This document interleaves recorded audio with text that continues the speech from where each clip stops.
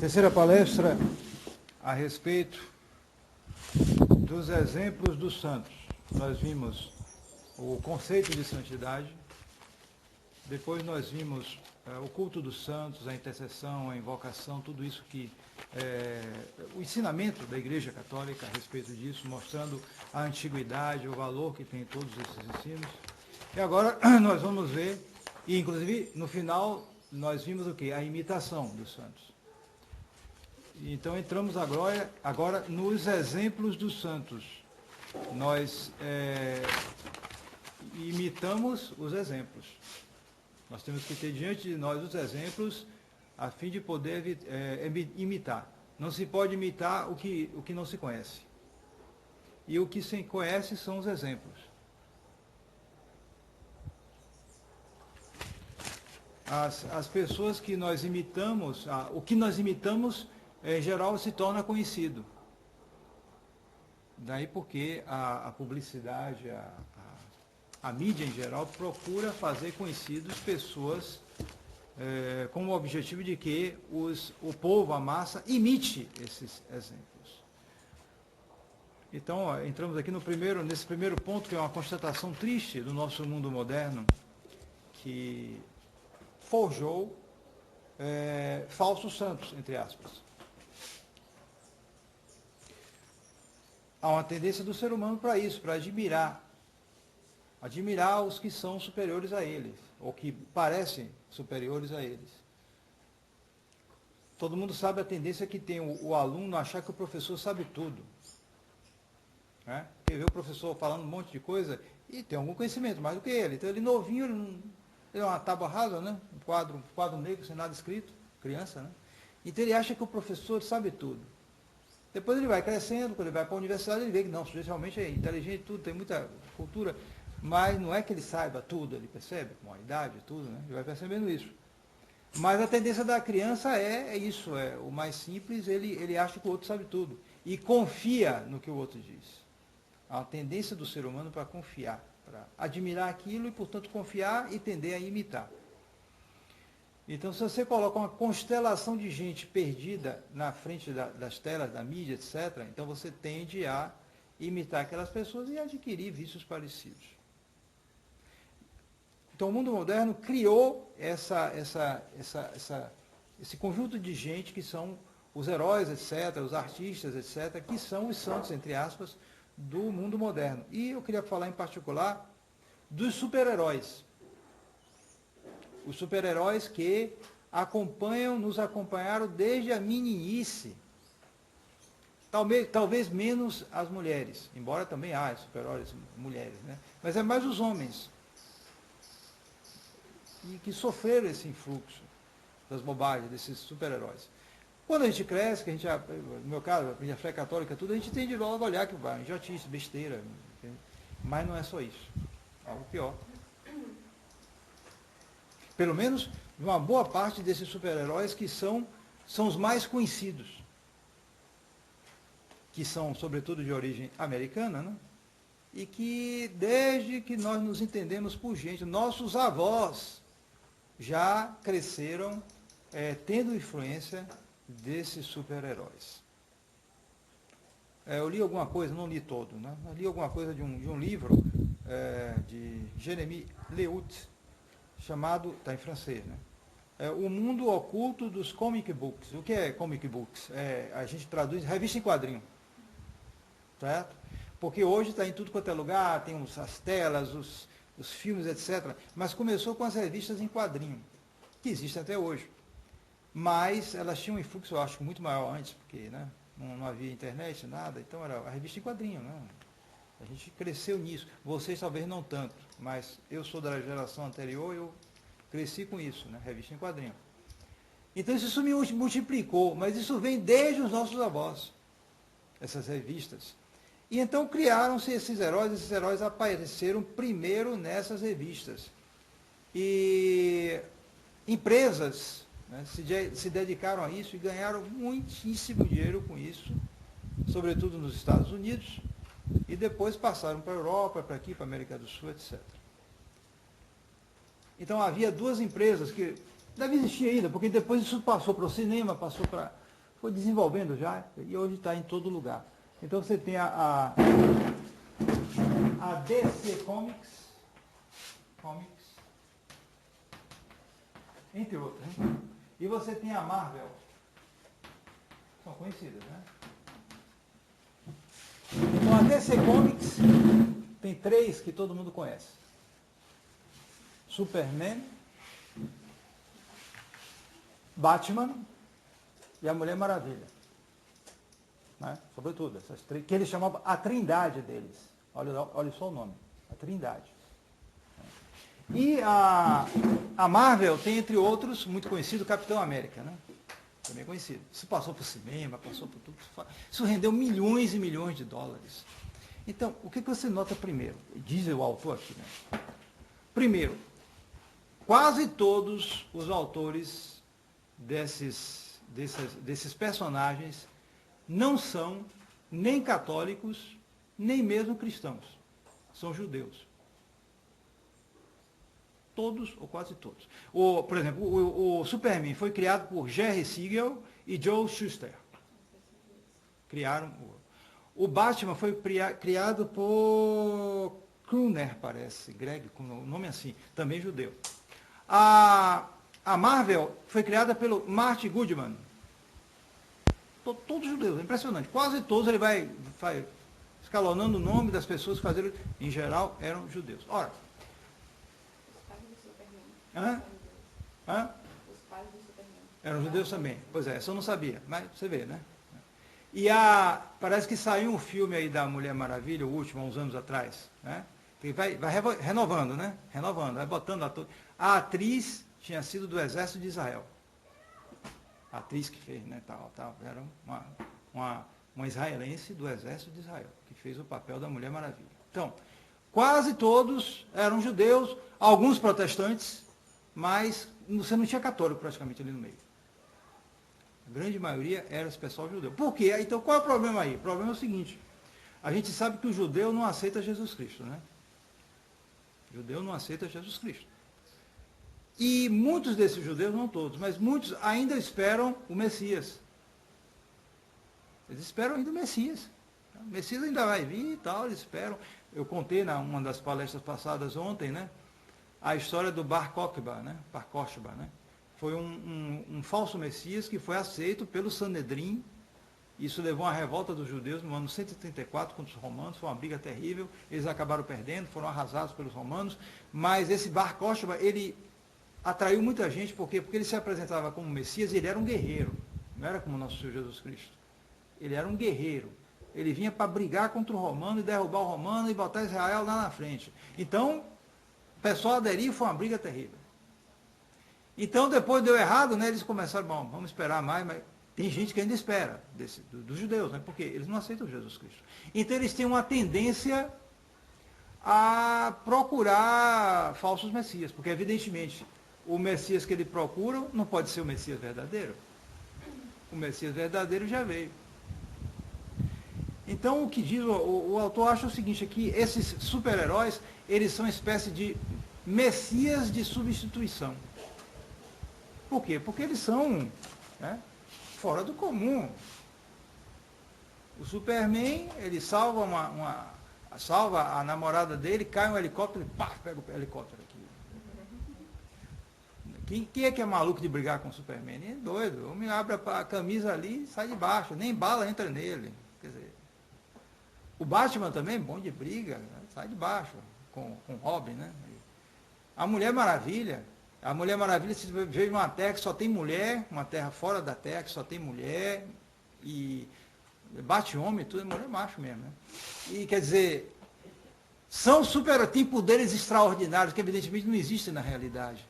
Ela tem uns braceletes, o tiro vem, pá, não pega. Isso aí é um monte de coisas que a gente acha que é uma besteira, que é uma besteira, mas há uma intenção aí. Uma criatura sobre-humana,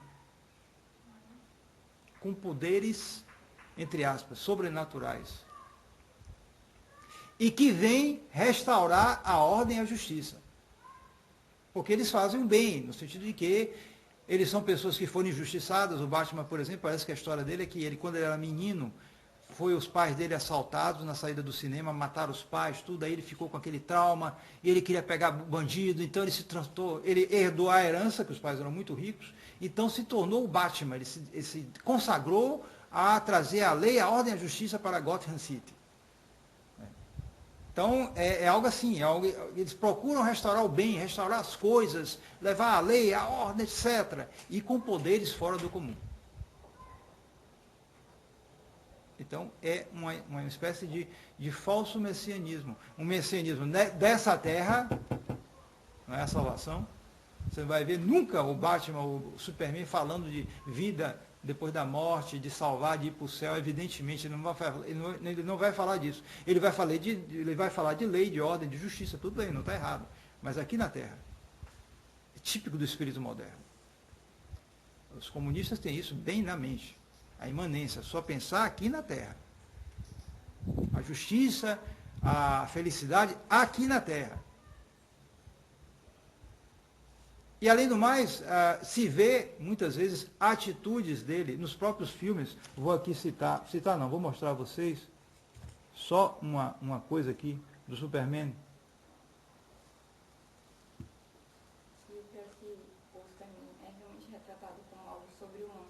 Porque ele vem de outro planeta. Salvar a humanidade. Exatamente. A Batman versus o Superman, sendo que o Batman representa a humanidade e a humanidade dele. Exatamente. Quer dizer, o Superman veio de um outro lugar, mas não é sobrenatural, é de um lugar do universo, algo assim. Ele representa algo mais elevado do que o humano. E aí eles colocam o humano para ganhar dele.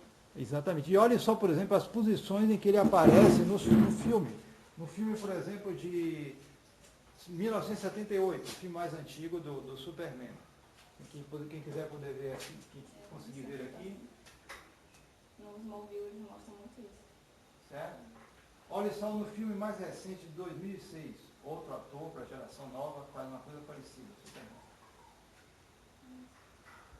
Vocês estão vendo a posição? O que é que parece? O nosso Senhor Jesus Cristo na cruz. Ele está salvando a humanidade. Então a coisa fica mais explícita. Então você vê esses meninos, essas crianças pobrezinhas, que nunca leram o Evangelho, nunca leram a vida de Nosso Senhor, não conhecem nada, aprende catecismo errado aí na igreja conciliar, não sabe nada, mas que se veste de Superman, se veste de Capitão América, se veste de Homem-Aranha, se veste do incrível Hulk, aquele doidão meio esverdeado, né, que sai quebrando tudo, que fica com raiva, sai de baixo. E por aí vai.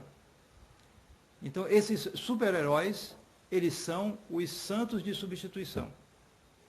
Para uma humanidade que perdeu os exemplos, né? Então vai atrás de coisas quiméricas, que não existem, e que trazem por debaixo do pano coisas, uma espécie de messianismo de substituição, pelo menos em vários deles, nos principais, e também coisas erradas que destroem a moral cristã tradicional. Porque a Mulher Maravilha é uma feminista. Bate homem, rapaz. Veio de um planeta, ou sei lá, de uma terra que só tinha mulher. O Batman dorme na mesma cama que o Robin. Tem versões que mostram isso. O Batman dorme com o Robin. Não falam nada, mas sabe como é? Passa por debaixo do pano. Essas coisas. Certo? Além de outras coisas que o autor ele vai estudando, ele pega vários números e vai estudando e vai mostrando coisas impressionantes. Certo? Quer dizer, vai se fazendo uma obra de sabotagem, uma coisa meio subterrânea da moral cristã, ou católica, ou mais ou menos, desde na sociedade americana, que não era uma sociedade católica, mas que tinha alguns ideais cristãos ainda, né? A moral ainda de casamento, disso, aquilo. Eles vão solapando isso, pouco a pouco, desde os anos 40, até chegar no estado que nós estamos. Então, essa é a primeira constatação triste do nosso mundo moderno. Então, diante disso, nós temos que nos desintoxicar, porque todos nós, né, recebemos um pouco disso, né? Possível. Hoje, no mundo das imagens, é impossível. Até hoje, você está no aeroporto, é que você olha, ainda tem isso aí, rapaz, Capitão América, sujeito... ou sei lá, outra bobagem lá, Homem-Aranha, isso desde que eu era menininho já passavam isso, vai repetindo, entrando na cabeça da gente essas tolices, essas bobagens. E que não são só tolices nem bobagens, né? Como eu acabei de mostrar um pouco para vocês. Temos que nos desintoxicar aprendendo os bons exemplos dos santos, porque estes são os nossos ideais. Estes sim tinham poderes verdadeiramente sobrenaturais. Estes sim trabalhavam por Deus. Trabalhavam pela verdadeira justiça e ordem. Sim, trabalhavam por isso, mas uma justiça e ordem que conduz ao céu. Então, os exemplos são muitíssimos, é claro, porque a igreja já tem o costume, além dos livros, dos testemunhos numerosíssimos da vida dos santos, você tem os processos de canonização e beatificação que traz os exemplos desses muitíssimos santos que a igreja produziu, porque é na igreja que se produz a santidade, não fora dela. Então nós vamos citar aqui alguns exemplos de santos, talvez alguns vocês já conheçam, mas é bom relembrar. E para organizar a coisa um pouco, eu vou citar esses exemplos baseados nas virtudes. As 7 virtudes, as 3 teologais e as 4 cardeais. Já que nos processos de beatificação e canonização se estuda exatamente isso. Se os candidatos praticaram em grau heróico essas virtudes. Então, veremos alguns exemplos desses santos. Primeiramente, antes de fazer essa análise segundo as virtudes, é bom também citar alguns santos segundo um critério de preservação ou conversão. Porque é isso. Existem santos que foram preservados. Parece que nasceram fora desse mundo. Mas há outros que não. São convertidos. Passaram a vida, às vezes, muito, muito difícil, muito ruim. E isso foi permitido por Nosso Senhor para que os homens, nós, pobres pecadores, tenhamos exemplos de todos esses, de todo tipo, não só os que foram preservados, porque, por exemplo, entre os santos que foram preservados, praticamente tiveram muito pouco contato com o mundo, nós temos Santa Teresinha, né? Santa Teresinha nasceu em 1873 e morreu em 1897 de uma terrível pneumonia que chegou a perfurar o ventre dela.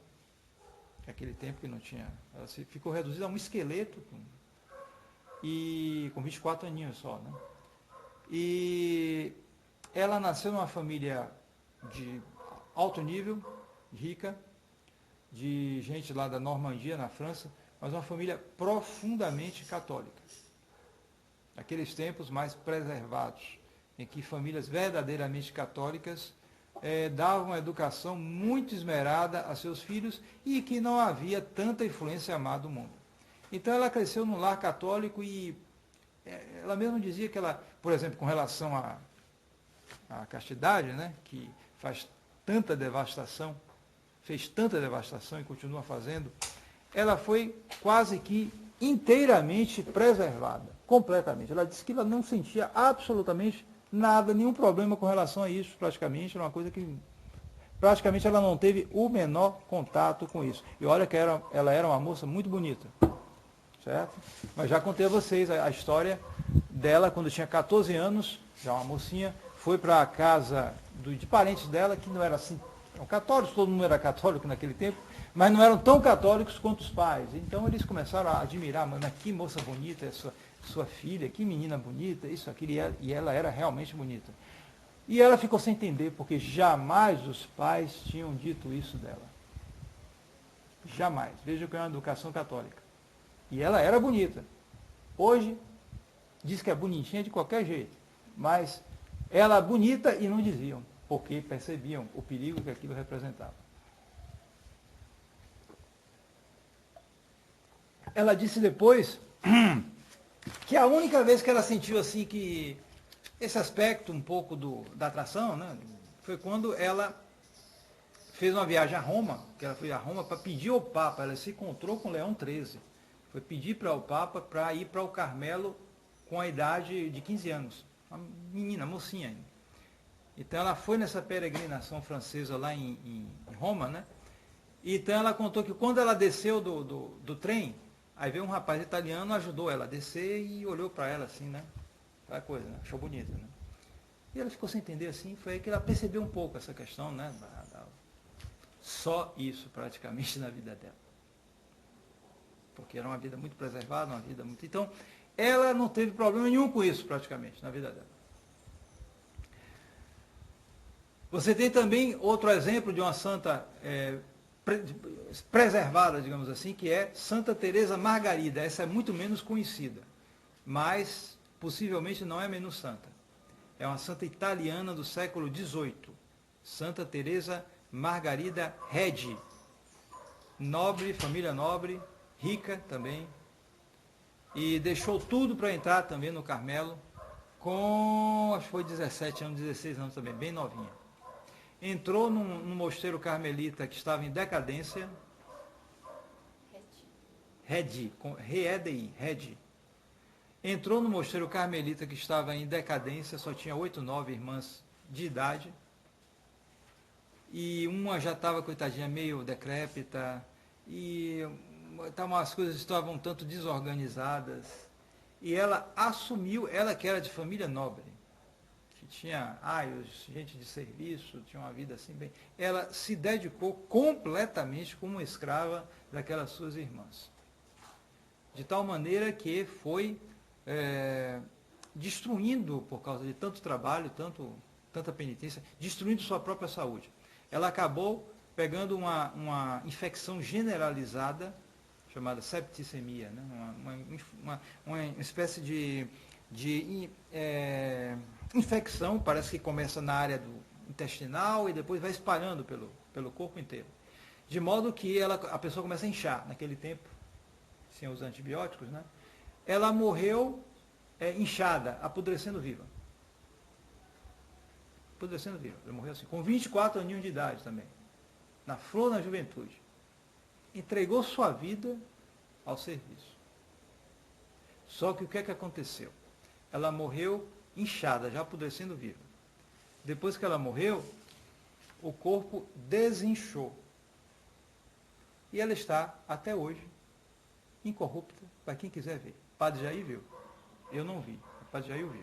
O Padre Jair disse que foi a Florença. A Florença é a famosa cidade da arte italiana, aquelas coisas maravilhosas. Ele não viu nada, só foi para ver o corpo de Santa Teresa Margarida. Mais nada. Não quis nem ver, só viu o corpo dela. Dizem que a freira disse para ele, até hoje, quando o sol bate, você ainda vê um pouco o brilho dos olhos azuis dela, que estão um pouquinho abertos. 200 e tantos anos. Está vendo o que nosso Senhor faz com os santos? Depois a gente vai ver o capítulo dos milagres dos santos. Já entramos um pouquinho aqui, né? Mas a gente tem que se fixar nisso aqui, nos exemplos que eles nos deram. Então, são santas que foram completamente preservadas do pecado, assim, grande parte, né? Conheceram pouco o mundo. Aí vocês podem dizer, padre, mas isso aí é impossível para a gente, né? Porque a gente está nesse mundo, é difícil, não adianta, esse mundo perdido, como é que pode? Não é para a gente, não. Não. De certo modo, é um pouco, sim, para a gente, mas para facilitar, nosso Senhor, então, permitiu que haja também santos convertidos. Santos que passaram uma vida, às vezes, muito ruim. Para que você não tenha desculpa. Aí esse aí, tinha uma vida pior que você, se tornou um santo. Está vendo? Não tem desculpa. E podemos citar, entre outros, entre os santos convertidos, Santo Agostinho. Santo Agostinho, até 31 anos, viveu com a mulher sem casamento. Teve um filho. Teve um filho. Como era o nome? Alípio, o filho dele. Que se tornou religioso como ele também. Certo? Até 31 anos viveu com uma mulher sem casamento. Era um pagão, né? E depois se tornou maniqueu, herege, tudo, até achar a fé católica com Santo Ambrósio. Santo Ambrósio que o levou a se converter. Depois de ter dado uma volta no mundo, porque ficou famoso, ficou tinha recurso, tudo isso, e andou fazendo coisa errada por aí. Então ele conta as histórias dele no livro chamado As Confissões. Foi um livro que ele escreveu quando ele já era, eu acho que ele já era bispo na época, e ele já estava com muita fama de santidade, então o pessoal começou a elogiá-lo, né, tal, aquela coisa, uma pessoa, um homem de Deus, tá ali, peraí. Aí fez um livro contando, aí é o que eu fiz antes de me converter, isso, aquilo, chamado As Confissões, né, para se humilhar, né. Mesmo assim, não são pecados nada... Eu acho que o pior de todos é esse aí. Né? Não, ele não era dos piores, mas havia coisas erradas, né, particularmente esse aí, né. Além disso, você tem São Camilo de Leles, de quem eu falei um pouco na pregação do domingo anterior, né. São Camilo de Leles, ele tem essa particularidade, ele não se converteu de uma hora para outra. Ele foi caindo, levantando, caindo, levantando, caindo, levantando, tá vendo? Aí você tem um exemplo também para você, se você cai, levanta, eu nunca vou ser santo. São Camilo foi. E se conta que a conversão de vez dele foi quando ele estava, porque o problema dele é o seguinte, ele era forte, alto, forte, e se meteu em vida militar, certo? Era de família até de recurso, mas se meteu em vida militar e se viciou em jogo. Tem gente aí que acaba a vida com jogo, cria um vício com uma coisa horrorosa. Bom, por aí também havia outros vícios, mas o principal era esse. Então ele perdeu tudo com o jogo, tudo. Uma vez ele perdeu até a própria camisa, jogando.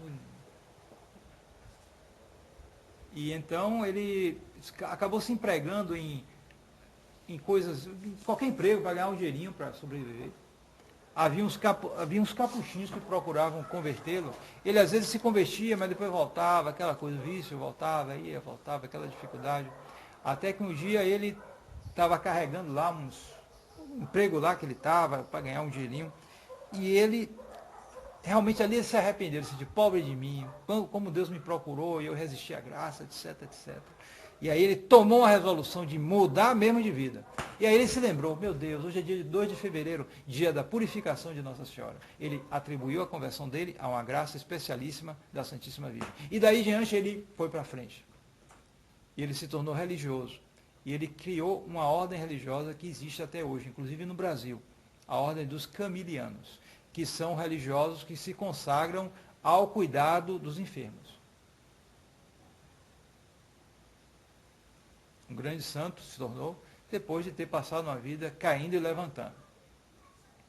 Também outro exemplo, particularmente importante, porque é de uma mulher que foi pecadora. Santa Margarida de Cortona. Quem já ouviu falar dela? Santa Margarida de Cortona. Cortona é uma cidade do sul da Itália. Essa santa viveu no século XV ou XIV, acho que foi no século XV. Qual era a particularidade? Ela era uma moça muito bonita. E aí, só que ao contrário de Santa Teresinha, não teve uma vida preservada, né?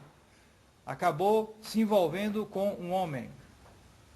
E viveu um bom tempo junta com ele sem casamento. Acho que até tiveram um filho, eu acho.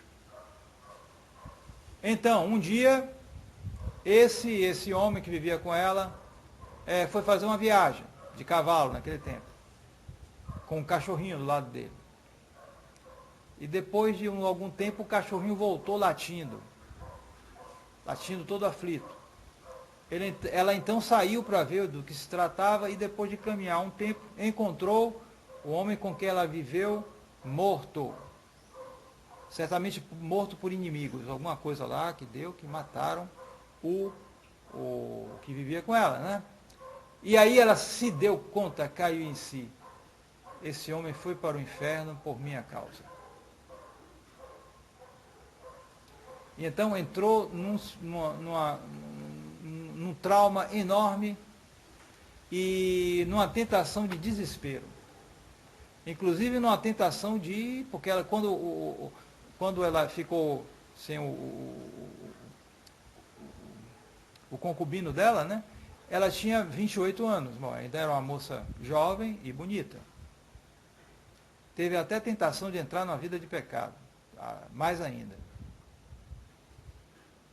Mas resistiu e a graça de Deus fez com que ela entrasse numa vida de grande penitência. Se converteu verdadeiramente, não somente ela poderia pensar, não, agora eu vou procurar uma vida certa, me casar, tudo. Não, ela entrou numa vida de castidade completa, até a morte. Não se tornou religiosa, porque, bem, já tinha um filho, tinha tido uma vida complicada, então, naquele tempo, né, havia certos impedimentos. Mas ela se tornou, me parece, uma terceira franciscana, ou seja, ela tinha uma vida parecida com a dos franciscanos, porém não era religiosa verdadeiramente, mas tinha uma vida de piedade exemplar, de grande penitência, de grande renúncia, e às vezes fazia penitências realmente impressionantes, como quando, por exemplo, elogiaram, né, porque ela era uma moça bonita, né, então elogiaram, né, uma moça bonita, e ela então, sentindo tentações de vaidade, foi para um espelho e cortou o rosto. Os santos às vezes fazem isso, né? Coisas assim que parecem escandalosas, mas eram atos que ela fazia para resistir ao pecado e cortar completamente. Cortou o rosto dela. E aí não era mais tão bonita, né? Mas o fato é que ela faleceu cedo, não viveu tanto assim, e seu corpo ficou incorrupto, correto? E se diz que ela teve uma revelação, ou alguém recebeu uma revelação, que ela está no céu, no coro das virgens. Que tal?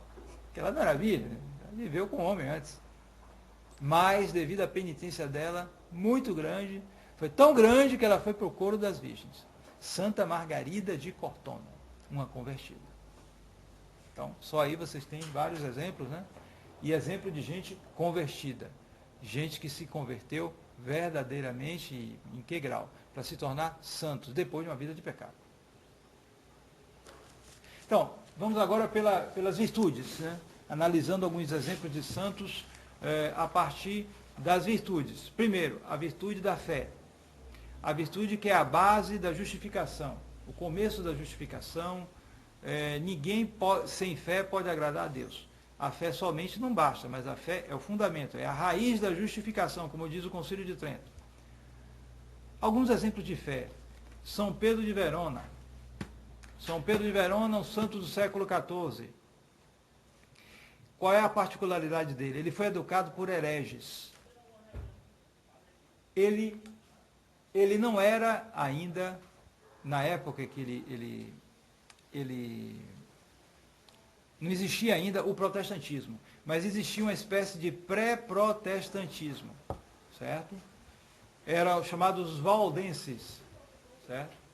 E esses hereges valdenses, eles negavam e eram também esses valdenses, havia também os maniqueus. Então os maniqueus diziam que a matéria era uma coisa má e, portanto, não devia se dizer creio em Deus Pai, Criador Todo-Poderoso, Criador do céu e da terra. Eles eram contra isso. Só que São Pedro de Verona foi educado na escola católica. Então ele aprendeu a fé católica, menino. Então uma vez ele estava com a família dele, chegou o tio dele, que era bem fanático maniqueu, e perguntou a ele, e aí, diga aí, você quer que você sabe aí, o que você aprendeu? Ele começou a dizer o credo. Quando ele disse o credo, creio em Deus Pai. Creio em Deus Pai Todo-Poderoso, Criador do céu e da terra. Então o tio disse, não está certo isso não, mas ele insistiu. Então ele cresceu, continuou sendo católico, apesar da oposição da família, se tornou depois dominicano, certo? Dominicano, e se tornou dominicano e combateu a heresia, essas heresias, porque os dominicanos se dedicavam especialmente a espalhar a fé católica e combater as heresias. Então os hereges ficaram com raiva deles e armaram uma cilada. São Pedro de Verona morreu martirizado. Quando ele estava passando no caminho, então cercaram-no e mataram a pauladas e machadadas, parece. Então, quando ele caiu, deram uma pancada muito forte na cabeça dele, e ele caiu sangrando, ele então pegou com o dedo o sangue dele e escreveu, credo. o mesmo credo que ele tinha dito quando ele era menino. Morreu assim mártir da fé católica, São Pedro de Verona. Outro exemplo, São Clemente Hofbauer. O que se conta de São Clemente Hofbauer é que ele era, quando ele estudava para ser padre no seminário, havia um professor muito brilhante, mas que ele tinha alguma coisa que dizia a ele não sabia direito, que ele desconfiava daquele professor. Ele não gostava daquele professor, ele tinha uma certa repugnância, que ele não sabia explicar. Pois depois se descobriu que aquele professor era um herege disfarçado. Professor de seminário. Mas São Clemente de Hofbauer, embora mais novo, tinha a fé muito viva que fez com que ele pressentisse algo errado daquele professor. Então as pessoas que têm uma fé, cultivam a fé, eles têm isso, uma espécie de instinto da fé. Mesmo que eles não tenham estudado muito, eles percebem que há algo que não está certo ali. Mesmo que eles não sabem explicar bem, mas eles têm uma percepção, aquilo ali não está bom. Quando eles são fiéis, muito fiéis à fé católica e aplicam na sua vida. Exemplos de fé, exemplos de esperança, virtude da esperança. Santa Teresinha, mais uma vez citamos. Santa Teresinha na sua doença. Santa Teresinha passou 1 ano e meio doente de tuberculose. A tuberculose foi piorando cada vez mais. E não foi só a doença do corpo. Ela passou por um período de uma secura espiritual terrível. Ela teve muitíssimas tentações, mesmo contra a fé. Algo que ela não tinha, porque ela vivia numa consolação muito grande antes, apesar dos sofrimentos dela, da vida religiosa, tudo isso. Mas, quando chegou essa doença, junto com a doença veio a aridez espiritual. Ela pensava que ela ficava cheia de tentações, ela rezava e nada resolvia, ela ficava numa tentação, às vezes até de desespero. Duas coisas juntas. Mas ela jamais perdeu a esperança no céu. De tal modo que ela esperava contra toda esperança, digamos assim. Aquilo ali era uma provação permitida por Deus para purificá-la. Mas a esperança dela era muito forte, de tal modo que isso, já no final, quando ela estava para morrer, ela então se deu conta que ela amava a Deus. E ela morreu fazendo um ato de amor a Deus. Ela morreu dizendo, meu Deus, eu vos amo. Foram as últimas palavras dela.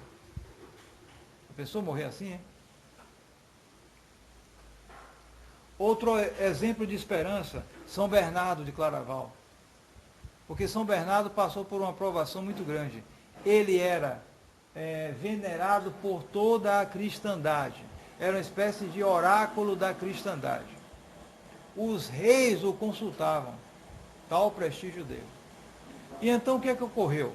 Num determinado momento, São Bernardo de Claraval foi chamado para pregar a segunda cruzada, porque os cristãos tinham feito a primeira cruzada, tinham tomado Jerusalém e toda aquela região do Oriente Médio.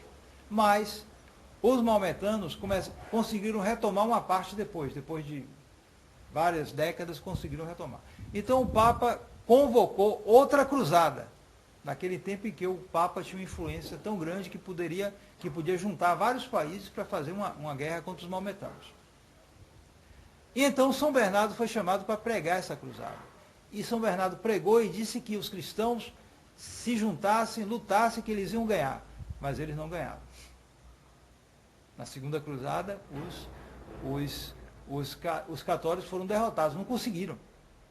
Não conseguiram. Na guerra eles acabaram perdendo. E então, tudo mudou. Aquele prestígio que São Bernardo tinha, todo mundo caiu em cima dele, chamando de falso profeta, disso, daquilo outro. Bom, depois se viu que os cristãos realmente não tinham se comportado bem. Tinham andado mal. E isso foi uma das razões principais do fracasso da segunda cruzada. Mas para São Bernardo foi uma provação muito grande.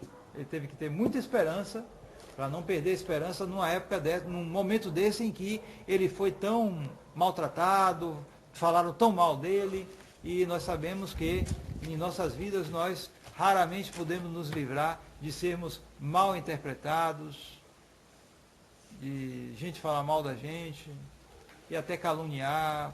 Isso aí ocorre. Ocorre e paciência. O que a gente tem que procurar é estar diante do nosso show, procurar fazer a vontade de Deus. Quando a gente procura, ocorre isso aí. Sobretudo as pessoas do mundo, né? Começam a falar mal. Depois, a maior das virtudes teologais, a caridade. A caridade que não é somente o amor ao próximo, mas é sobretudo o amor a Deus. A caridade é amor ao próximo por amor de Deus. Então nós temos, com relação especificamente ao amor de Deus, o exemplo de São Felipe Neri, um santo italiano do século XVII, um dos santos mais singulares da história. São Felipe Neri, em uma ocasião, teve tais impulsos de amor de Deus, que chegou a fraturar uma costela. O coração dele começou a inchar, assim, a enlarguecer. Tal o ato de amor a Deus que ele fazia, que chegou a fraturar uma costela. Os efeitos físicos do amor divino. Com relação ao amor ao próximo, São Vicente de Paulo. São Vicente de Paulo foi um padre francês que se dedicou a toda espécie de caridade, sobretudo para a caridade para com Deus e para com o próximo, de tal maneira que ele fundou ordens, a famosa ordem das Filhas da Caridade, muito conhecida na França e que se espalhou em vários lugares, inclusive no Brasil. Acho que havia até aqui na Bahia. Foi a uma dessas irmãs que apareceu Nossa Senhora em 1830, revelando a medalha milagrosa. Foi uma filha da caridade. Então esse santo, naquela época, ele chegou a ser ministro do rei da França. Imagine, um ministro do rei santo. Então ele deu exemplos grandes de caridade, tentando socorrer os pobres, os mendigos, e olha que ele recebeu muita gratidão nisso aí. Porque os mendigos, muitas vezes, não queriam ajuda, não. Por quê? Porque ele queria fazer uma coisa organizada. Ele queria que os mendigos viessem lá para receber comida, tudo, tinham do que viver. Agora, não podia pedir esmola também, para não virar malandragem. Quase ninguém quis. Eles queriam aquela vida solta, aquela vida sem disciplina. Certo?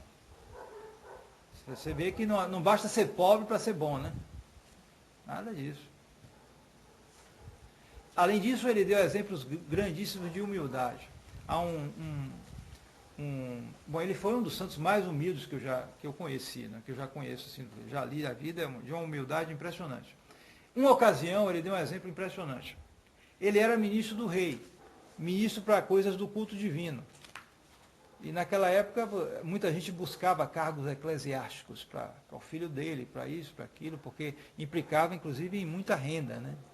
Então foi lá uma grande senhora francesa para pedir para o filho dela tal cargo eclesiástico para São Vicente de Paula, que era o ministro do rei, era um homem muito importante.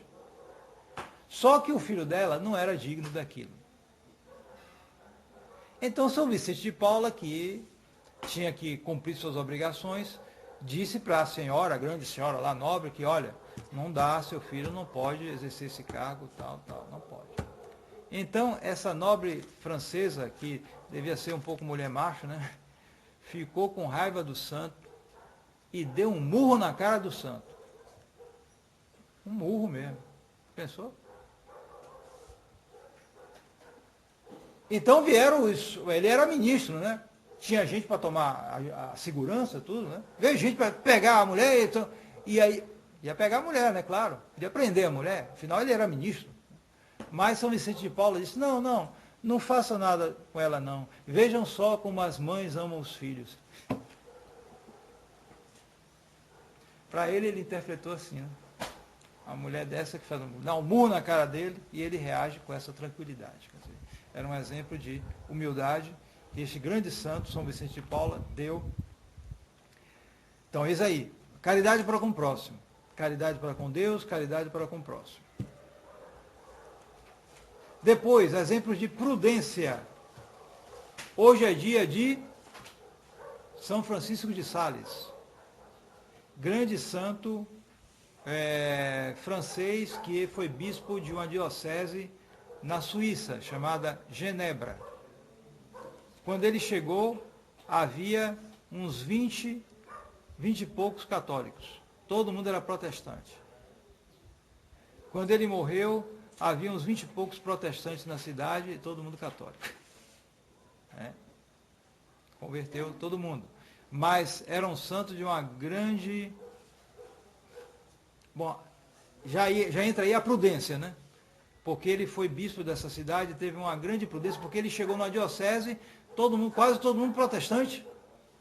Como é que administra essa diocese? Mas ele teve muita prudência e muita mansidão no meio das provações dele. Olha que ele era de família de militar, tinha um temperamento irritado, nervoso. Certa vez veio um advogado lá protestante, entrou no Palácio Episcopal e disse um monte de coisa com o dedo em riste do bispo, ofendeu, fez isso, fez aquilo, e ele manteve a tranquilidade completa diante disso. Então, depois que o homem saiu desaforado, os próprios empregados chegaram para o bispo, mas como é que o senhor aguenta isso? E ele tranquilamente, meu amigo, se eu me irritasse, eu perderia 25 anos de esforço. Que tal? 25 anos de esforço para se dominar. São Francisco de Sales é o santo de hoje. O corpo dele também está incorrupto. Eu vi lá na França, no Instituto São Pio X, a mitra e a capa de asperges de São Francisco de Sales. Está lá. Na Europa a gente vê mais essas coisas, essas relíquias, essas coisas assim, a gente vê e fica impressionado com isso. A mitra dele e a capa de asperges, de São Francisco de Sales. Não é de qualquer um, não. Né?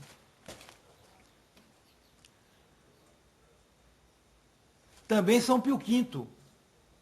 São Pio V é o Papa que aplicou o Concílio de Trento. Foi um dos que mais aplicaram. Foi ele que, por exemplo, né, canonizou a Santa Missa. Né? O rito que nós celebramos, o rito tradicional, foi ele que fez. Quer dizer, ele que codificou, né? Além de uma série de aplicações muito delicadas na época, na situação que se encontrava a igreja depois do flagelo protestante. Muita coisa a resolver.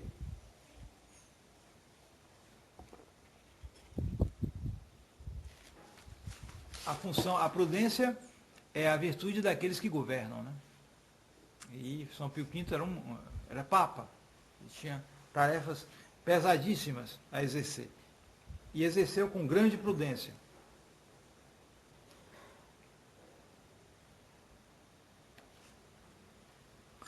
Depois a justiça sobrenatural. São Luís, rei da França, administrava a justiça como hoje tem todos esses tribunais aí, tudo isso que o pessoal inventa, uma complexidade da justiça tal que acaba piorando muitas coisas. Esse Luís é com Z ou com S? Hã? Esse Luís é com Z ou com S? É com S. Então, ele foi rei da França no século XIII. Além da prudência, né, como governante, ele teve que exercer a justiça. Só que ele exercia de uma maneira bem pessoal. Ele ia para debaixo de um carvalho e chamava todo mundo que tinha questão, qualquer um, ia lá falar com o rei. Não precisava de guarda-costa, disso, daquilo outro. Você vê como ele era benquisto, né? O rei. Ele ia para debaixo de um carvalho, era um santo, né? E todo mundo que tivesse questão, vem para cá, vamos conversar. A justiça era muito mais simples, menos complexa.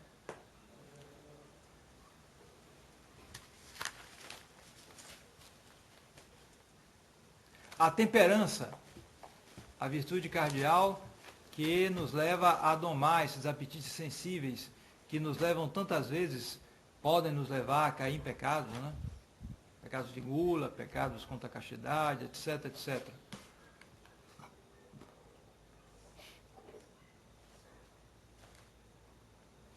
Santo Antão do deserto.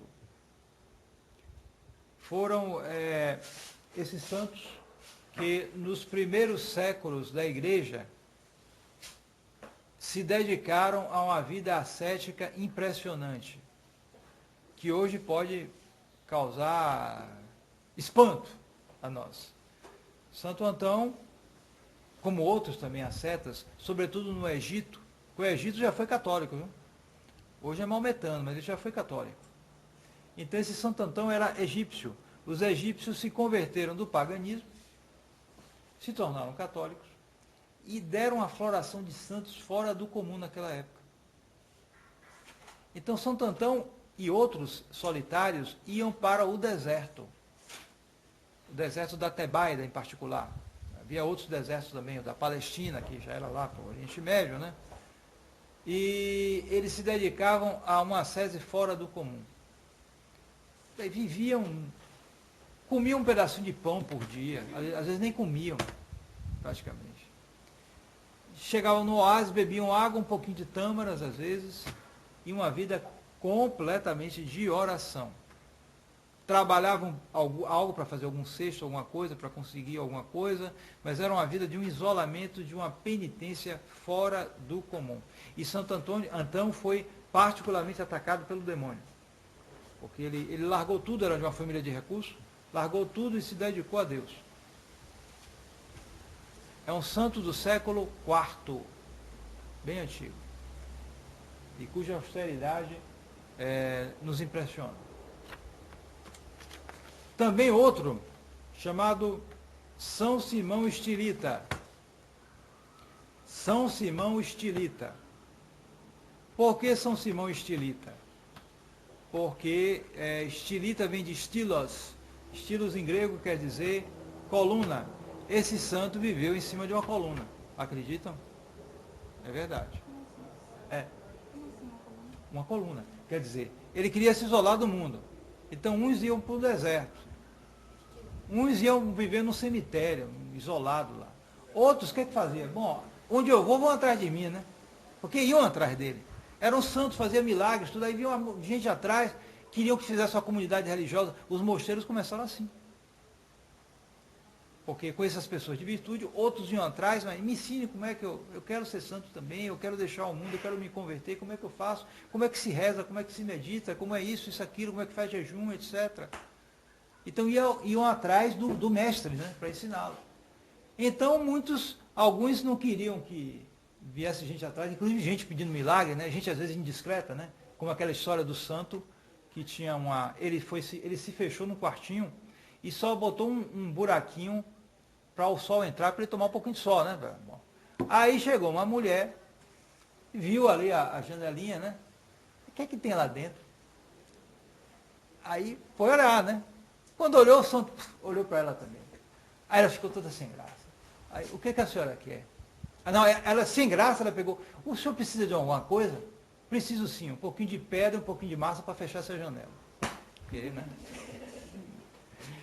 Então, é isso aí. Então, o São Simão Estilita, para resolver o problema dele, o que é que ele fez? Para ele ficar isolado, rezando, ele fez uma coluna. E ficou em cima da coluna. Para chegar alguém lá, não sobe para cá, eu fico olhando, estou lá. Uma coluna, sim, exatamente. Uma coluna com um espaço em cima, onde ele não podia nem deitar. Nem deitar ele conseguia. Ele se deita, quando ele tinha que descansar, ele se recostava. Ele não deitava. Imagina. E aí, como vinha, mas não adiantava, vinha gente atrás dele. Às vezes ficava um para mandar um pão para ele, uma coisa assim, para ele comer um pouquinho, e ele ia se virando ali, numa coluna. Então, à medida que ele ia avançando em santidade, vinha mais gente. Aí ele, rapaz, espera aí, chamar os amigos dele, vamos fazer uma coluna mais alta. Aí foi fazendo outra. Ele fez 3 colunas. A última tinha uns 25 metros de altura. Já pensou? Lá em cima, ele lá, e o pessoal pedindo oração, reza por mim, não sei o quê, até o imperador. Os imperadores procuravam tudo e ele lá rezando. E não foi só ele não, foram vários que fizeram isso. O mais famoso foi ele, São Simão Estirita. Parece que foi quem começou isso.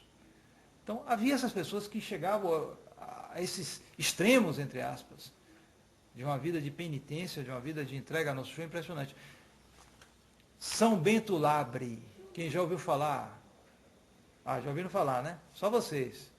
Alguém já ouviu falar também? Além de São Bento Labre. Esse já está próximo de nós. Século XVIII. Não tem tanto tempo. Era francês. Então, São Bento Labre tentou ser monge. Acho que foi em 2 ou 3 mosteiros. Mas ele era tão penitente, tão singular, que o pessoal, não, rapaz, não dá não, você tem que viver sozinho. Né? Aí ele, tá bom, se eu não posso viver monge no mosteiro, eu vou ser monge no mundo. Então ele passou a ser um peregrino. Ele andava fazendo peregrinações como mendigo, certo? Mendigo. E, numa vida de penitência, uma das penitências que ele fazia era nunca tomar banho. Tá bom? Nunca tomar banho. Consequência, ficava cheio de piolho. E ele guardava os piolhos que o mortificavam muito. Você imagine, vocês ficar aqui, já devem ter percebido, né?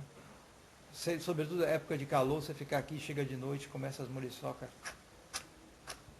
Aí você começa a se irritar, a coçar aqui. Ele não coçava, deixava os piolhos lá. E quando caía um, ele pegava de volta e botava.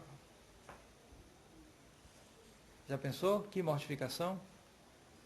E não se queixava de nada. Aceitava, se lhe desse, não aceitava dinheiro, se lhe desse algum alimento, ele aceitava. Se tivesse alimento demais, ele dividia com o pobre. O demais dele deve ser o quê? É. Um ponteiro, Então era uma vida de uma penitência fora do comum, passando todo tipo de humilhação. E Deus o tornou um dos grandes santos da história da igreja. Graças a essa vida de mortificação e de humildade, de grande humildade.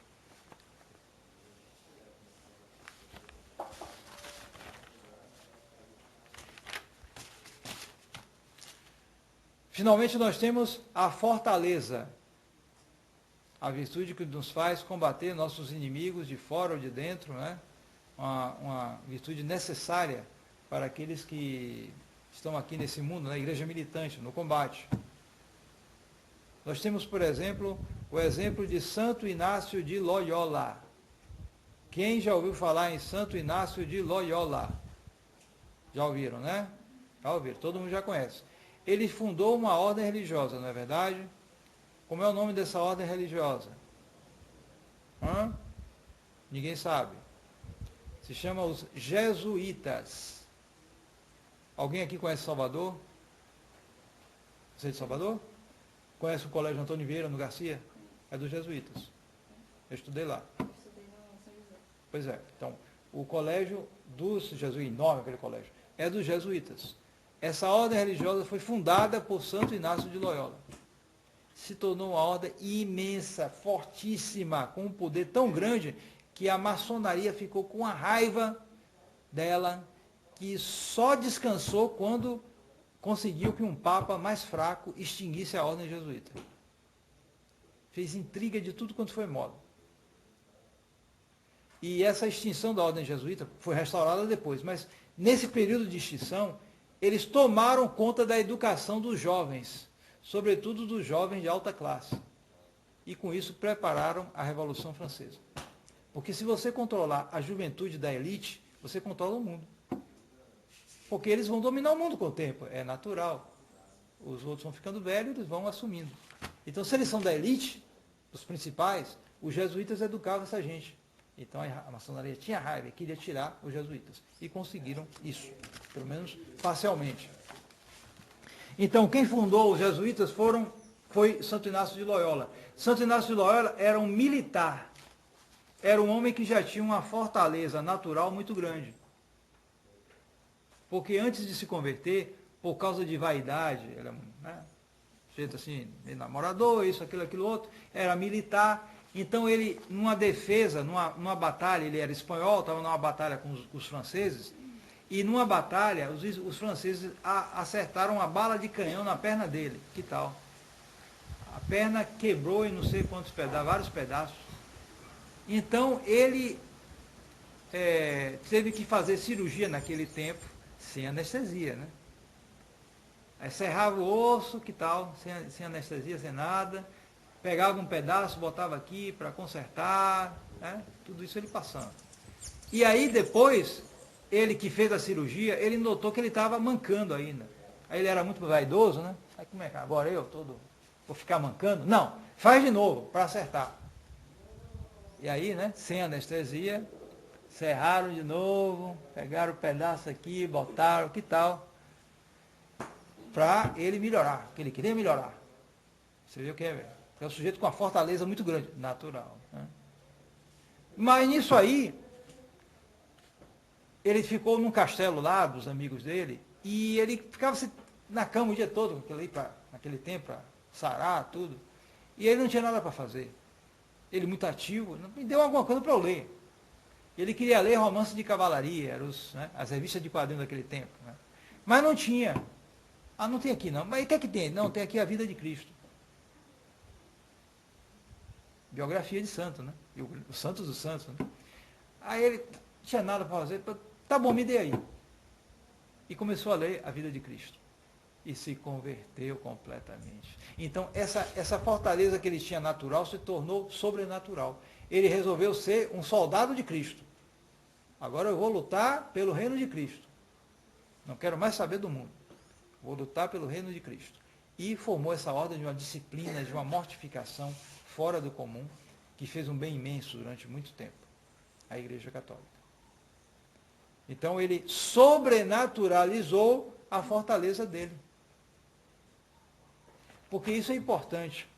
Por que tanta gente, por que tanta dificuldade para a santidade hoje?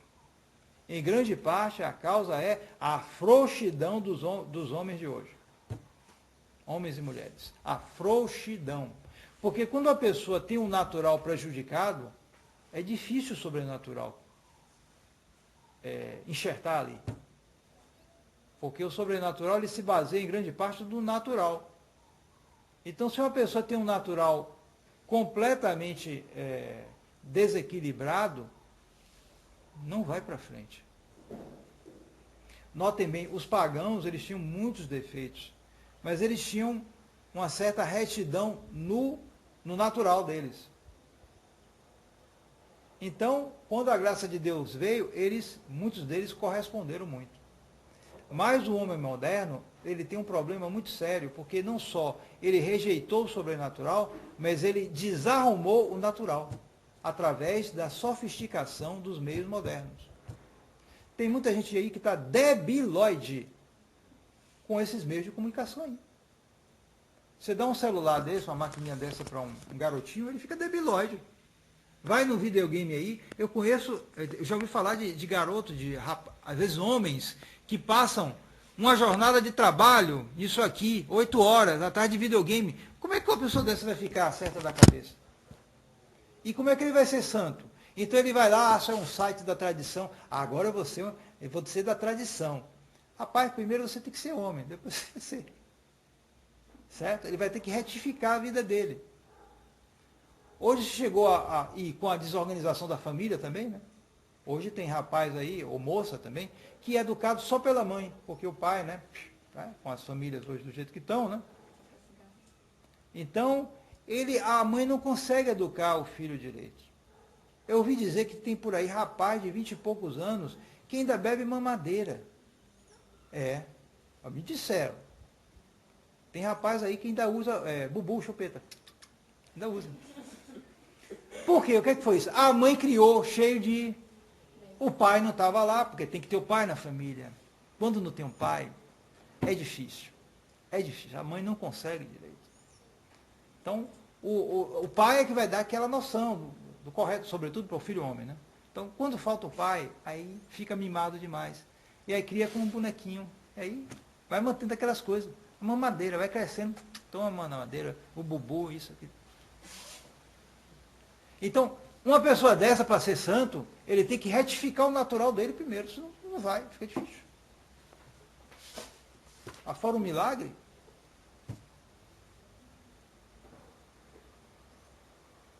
então, isso aí, um exemplo, né, de fortaleza em Santo Inácio de Loyola, que já era um homem bem forte, já antes da conversão dele, e que com a conversão dele sobrenaturalizou essa fortaleza.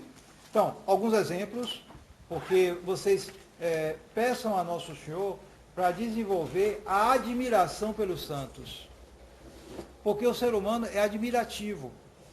Faz parte do ser humano, admirar,